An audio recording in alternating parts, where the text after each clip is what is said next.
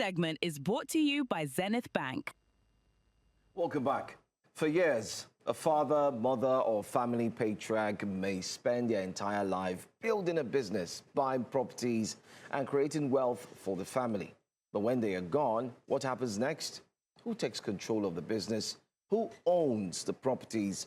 And what happens when the children can no longer agree on who gets what? Many families, these questions are only confronted after death, when emotions are high and disagreements can quickly turn into legal battles. But with proper succession planning, the wealth built by one generation can become a foundation for the next, rather than the reason a family falls apart. So, how can families plan ahead, transfer wealth properly, and keep the business alive across generations? Big question. Very big question. And how do they do that? We're aware of generational wealth. That's a word or a sentence we hear oftentimes, that the father was able to build something. I mean, we can run through some of the big names. You have 7up. Yes, you have that. You've here in seen Nigeria. From generation to generation, a number of them, their grandfathers came into Nigeria Absolutely. to establish a business. And before you know, over the course of the years, their children got involved, their grandchildren got involved. And generational wealth is not coincidental. It's not something, there is a plan, there's a structure to which these families are able to keep the wealth within the family. It's not automatic, exactly. If the father is tremendously rich, it must be transferred, and the business will be successful. There is a method to it. There is a method indeed. And the method involves training. For a number of them, when you hear the experiences that they've had, they started working within the company at a very young age, where they were able to then build interest in the business. So for a number of people, and true wealth really is not just wealth that stops with one generation, it's being able to hand it over to the next generation. Even for those who are people of Christian faith, the Holy Bible says that, you know, a wise man will leave, what's the word? Joe, you are. Ask me, no. I cannot ask you. A wise man will leave an inheritance. Thank you, that's the word. Yes, that's the word. You did not know. A wise man will leave an inheritance. I can give you the verse. Give it to me. Leviticus chapter 14, verse 2. Lies. Pure lies. Yeah. The wise man will leave an inheritance for his children. But leaving an inheritance cannot be something that happens by wishful thinking. It starts by intentional planning from the jump, ensuring that the family is interested in the business. For some of them, they go into the business as young as before they even become teenagers. When they're brought into the company, they're exploring, they're interning within the company, so they have some sort of a background. For some others, they even go to school to study courses that will help them be better prepared to be involved in the family business. So it is not coincidence, it comes with intentional planning. Talking about intentional planning, I mean, if you take a look at the list, you'd also find, I mean, someone had mentioned there's Eleganza. You find these companies who have been there in existence, they've been there for a long time. Even family businesses as far back as, you'll say Heinz, you know, the beans and so on, how it started. Generational, you have wine companies, how they started from family to family. They entrusted it to the next generation, and they kept it running up until now. Same with major automobile companies as well, where the family started, then a single person started, then it now made it a family business. And sometimes the patriarch doesn't have to have passed on before the children take over. Absolutely. We've seen that. Yes. I mean, with the AIM group, what has happened there is they started their business, they started the company, and even whilst the both parents are alive, we've seen the children take on different arms of the business. We've seen their daughters handle different arms, from the media arm to the restaurant business, and even to their architectural arm. And engineering. Exactly. We've seen it. And there's this thing, it's kept within the family, within the immediate family. However, there have also been cases where the reason why we see generational wealth not being able to pass down is that a number of families fail to ensure that there's adequate preparation for when the patriarch or the matriarch of the family dies. So when the founder dies, everything goes up in flames. For one reason or more. One would be that there are a number of families where this happens and there hasn't been a will put in place to ensure that there is proper allocation and assignment of responsibilities and ownership of properties. Usually the wealthy people, when the patriarch of the matriarch of the family dies, what we then see is the family is torn apart. People are fighting for the family wealth. Everyone is fighting. And there's so many stories. Too many. So it's your reminder right now, you know, if you haven't. And I remember in law school when they asked us, we're learning about wills. And then they said, go home and ask your parents, have you written your will? Of course, you know the reaction a Nigerian parent would have. Come back home. Are you planning to kill me? Are you trying to kill me? Are you trying to inherit this, my Benz? But the truth is, nobody really knows when death will come knocking at the door. And what you can do is to ensure that you are better prepared.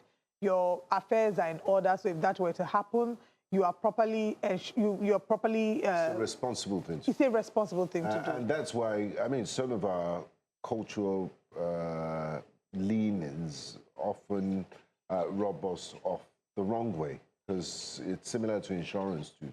Instead of you to ensure that when no one is praying for danger to come, but in the event that it happens, that you have some sort of cover. We'll say, God forbid, it will never happen to me. It will never happen. Why should I get a fire insurance? And then boom, it happens. So wills too. It doesn't mean you are willing yourself to die or you're praying for death to come. Death is inevitable. Inevitable. I mean, when you were talking about this, it's one of the families that actually have passed on generational wealth, and one of the major setbacks they experienced was a fire outbreak, and all the main warehouse was burned to the ground. You know, if not for the resilience of the children that they were able to pick up and start over again with the pieces that they were able to put together. But let's also mention, I mean, before we bring in our guests, just to make it clear, so there are lots of family businesses that, I mean, if we bring it back home for Nigerians to relate to it as we go into the conversation proper. You have God is Good. That's a family business. Even Chisco. You have Coach Charis, still pretty much, he's still involved. Not really. Yeah, but the Chisco son is the son is there.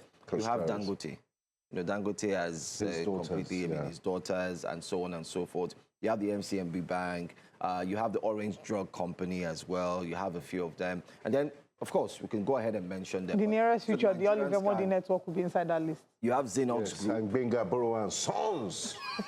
Ventures. What happened to your daughters? You also have the Okoyas. Don't forget the Okoyas as well. Yeah, that's Eleganza. Of course, Eleganza Real Estate, Eleganza branched into other types of businesses and the likes. But then again, all of these businesses are businesses that we're talking about. The Otudekos as well. These are family-owned businesses. They stood the test of time and they're still on. And there's so many more. How can you set up a family business and engage in wealth transfer? We do have our guest who's joining us, an investment bank and public affairs analyst, a regular face on News Central, but this time let's tap in from his knowledge of wealth of knowledge concerning businesses and handing it over to the next family or generation. Mr. Nnaemeka Obiaraeri joins us this morning. I can see you're all suited up. I'm sure your business and your company is also ready. You are ready to transfer it to your next of kin. Not now. Do it now. So the question is, should you involve family members in your business now? I mean, we've seen one on social media. Going on with Peter and Paul. No, how did you know? How did you read my mind, Benga? Great mind. How did you? I mean, we'll see what's happening with the Okoyes.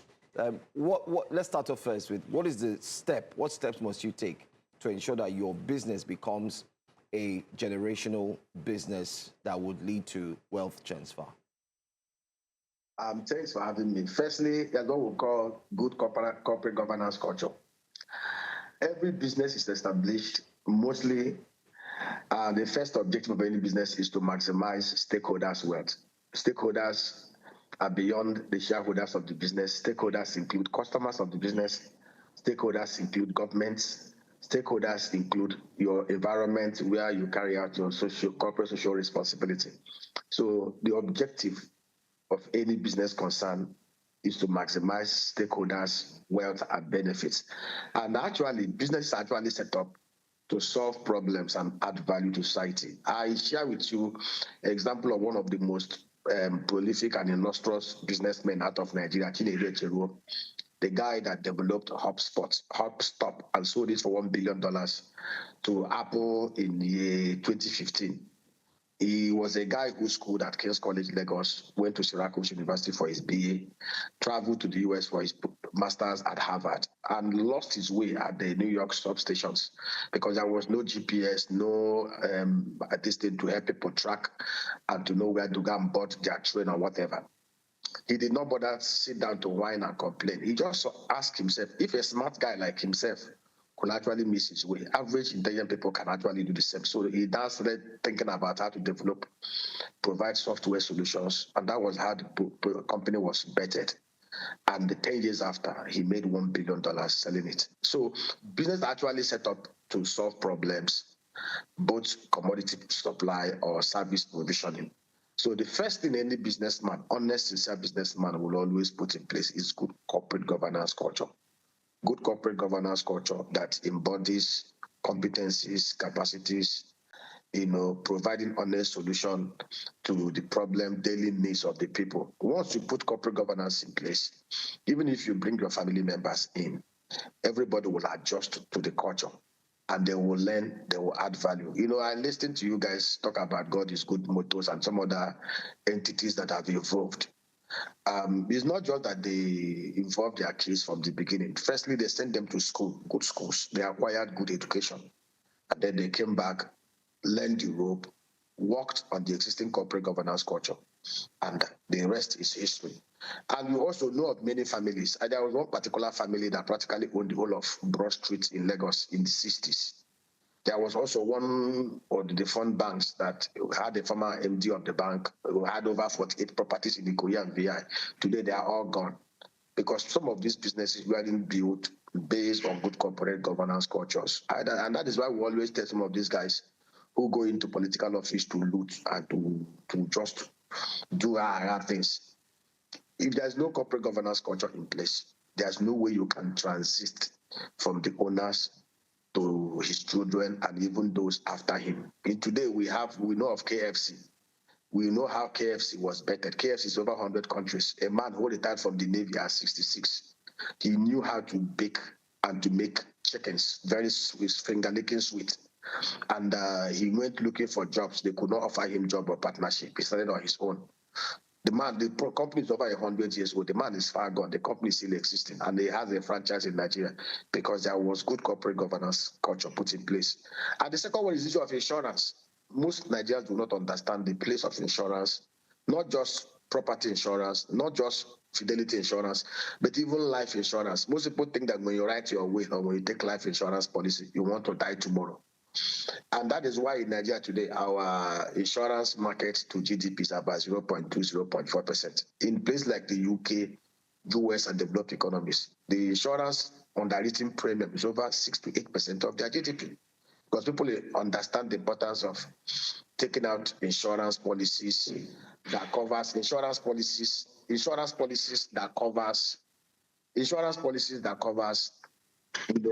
not just assets, not just every other thing, but also covers fidelity of employees and other things, and also covers the most important one, which is life and disability. And there are many products out there. I'm not here to market your insurance companies, but if you seek privately, I will share with you.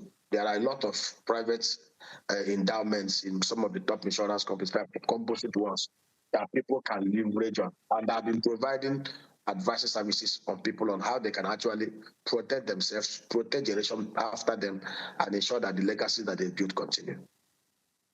On a quick break. When we come back, we'll look at some of the issues concerning control and, of course, policies, how governmental policies may or can affect a family business along the line. But we'll go on a quick break. Stay with us. When we come back, we'll still be talking some more.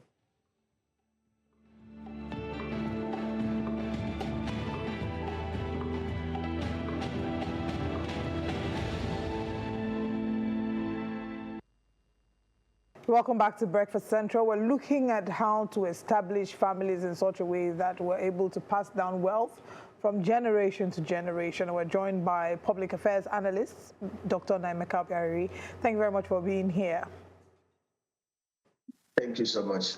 All right, you've spoken about, some of these businesses and what they've done, the structures they've put in place to ensure that the wealth is transferred from generation to generation. What would you say are some of the biggest mistakes that have been made by some of the businesses that have prevented wealth transfer from being possible? Like some of the mistakes are, people are short-termic in nature. They don't think about long-term, and they also don't think about the collective interest of everybody around it. I say it with every sense of responsibility. Wealth creation involves multiple people. people coming together, pulling together their resources, their strength, their energies, their skills, and everything. There are 4 factors of production, and of all the 4 factors of production, the most important is the human capital. And when the human capital recognizes sense of ownership, they will go out of their way to add value to the business. We talk about the wealthiest man in the whole world, Elon Musk. If you look at Elon Musk, does not own more than 25% of any of these entities that are churning out wealth that have made him a trillionaire in dollars. There are people who are contributing, not only him. I give you a typical example. And businesses must be founded to provide solutions to problems. Like I said it, when you see a problem, other people will complain, but what you will see is wealth, because all you need to do is to provide solutions to that problem, and you will draw from the well of wealth. Every problem is a well of wealth. Solution is the ladder that gives you power to draw from that well of wealth. Like I give you a typical example. I discovered clearly, I'm an investment banker and oil and gas trader, but decided to venture into agriculture. What was it? OLSS. Nigeria has no business housing poor and malnourished people. I discovered clearly that in this country we can be domestic self-sufficient in terms of food production. We can grow our agro wealth to over $500 billion annually. We can create over 1 million people become dollar millionaires through integrated, mechanized, and knowledge-driven agriculture. And we went into it, called some of my mentors, and we aggregated monies together. And it's very simple thing. There are assets that cannot die. When you do better biological assets, if you go to the stock exchange today, the only 2 companies that have consistently paid dividend over the last 30 years, whether they recycle or boom or do, is Okomo and Presco, because they are in a sector that whatever you do, you must buy what they produce. So we went into better biological assets. Like I said it here, Nigeria used to control 45% of the global palm oil market. Today, we don't even control 3%. We even can't even provide 40% of our domestic supply. So basically, we need to do 700,000 hectares of palm plantation, 120 million trees, and set up 1,680 cottage factories, each with capacity to do about 20,000 liters of palm value chain every day. And these are, all you needed to do was get the land, go into partnership with communities, with town unions, provide the right seedlings, provide the processing factories, aggregate the people, let them have incentives, so that they know clear they're working for themselves. Everything they produce within the clusters you provide for them, where you give them industrial boards, housing and protection, belongs to them. And if you see what we have done over time, you will see clearly you're adding value to the people, you're adding value to the community, you're helping to solve a national economic food security problem. And above all things, your every stakeholder within the value chain knows that they are working for themselves and they're not working for you. And they're also helping you to contribute to solving the problems in the land. Once there is that transparency, once there's that integrity, once everybody knows that you're very, very open and that they are all working aggregately to make sure that every value is created, the business will not die. But the business dies when people begin to cut corners. And there was something one of these guys said. When the head begins to cut corner, everybody within the value chain will begin to cut corner. And that is how the business dies. But when the head sets the clear governance parameters, put the structure in place, everybody adjusts within it, that business goes on autopilot and continue to re-engineer and reinvent itself. At the end of the year, or the end of the day, wealth is collectively built, all-inclusive wealth. And I say it again, there is no part of life that does not involve this, whether private business or public service. These things are all, straightforward. Okay, all right. Straightforward. There's no part of life that doesn't involve this. But let's look at, I hope we've not lost connection with Dr. Nnaemeka Obiaraeri. Well, if we haven't, I wanted to ask a question that I had mentioned right before the break, that we do have government policies. So this policy sometimes affects businesses. How can families who are watching now this morning be better prepared for government policies? That's one. Secondly, we also wanted to look at other aspects as well concerning owning a business. Should the person who inherits a business necessarily be the person who runs it? Of course, we see by employment as well. Yes, seniority.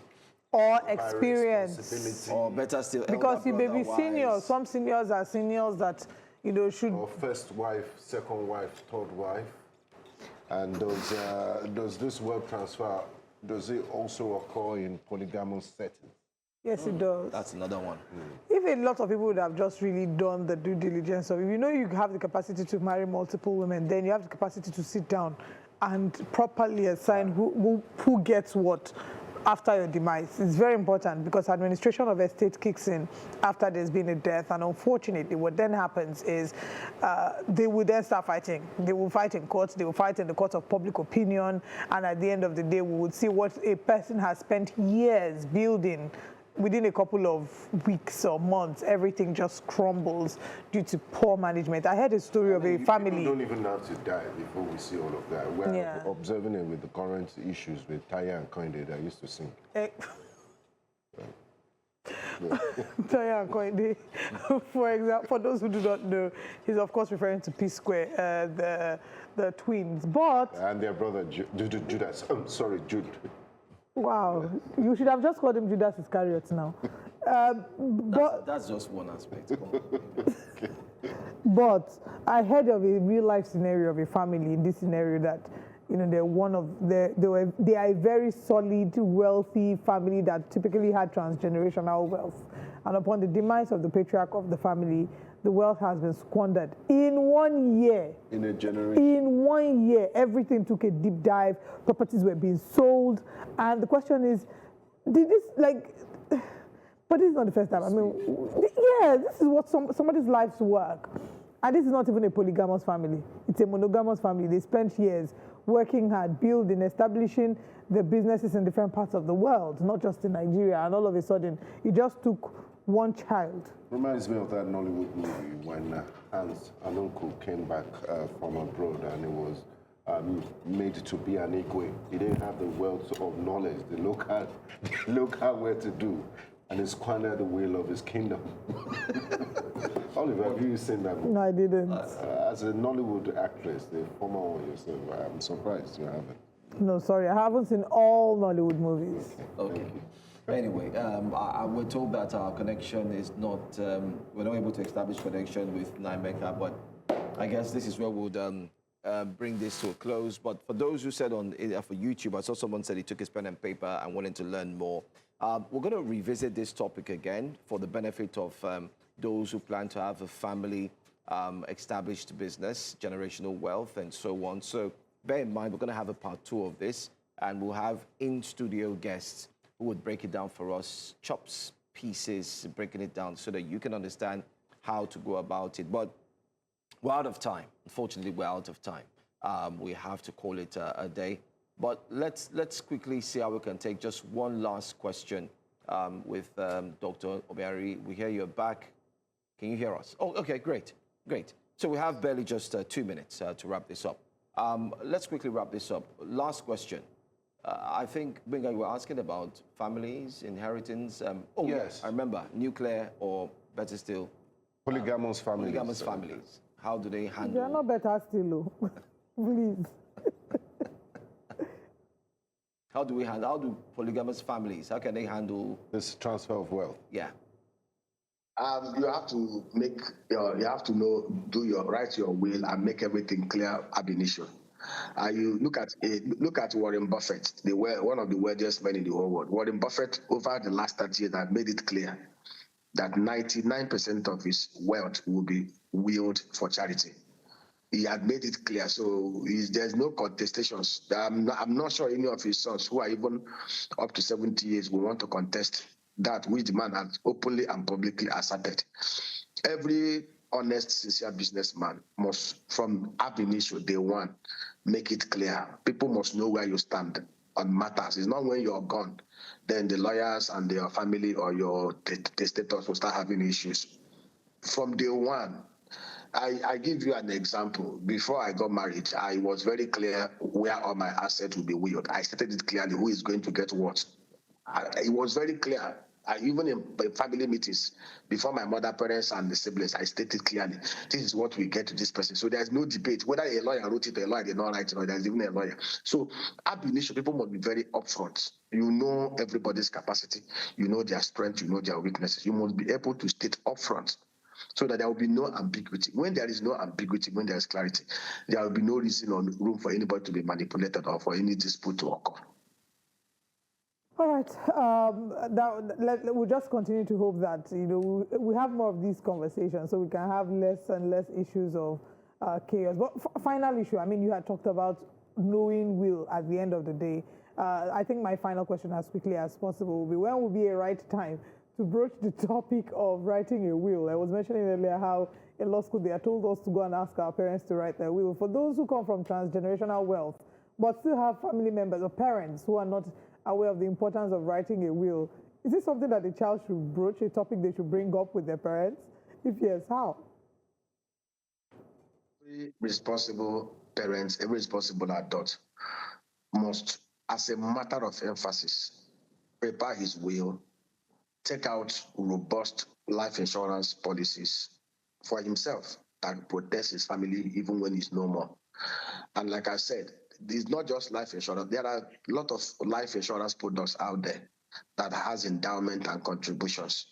It provides investments while also providing life cover. The return on investment may just be about 4% per annum, but there's a cover, and something you can put in for 15 years, for 20 years. If you're here after that 20 years, you can restart it again and take out what you have invested and share to those you want to share. If you're not here, the insurance company knows how to share it among your dependents. It is a money. We are too religious here. You think, oh, when I write my will, am I dying tomorrow? I'm not dying tomorrow.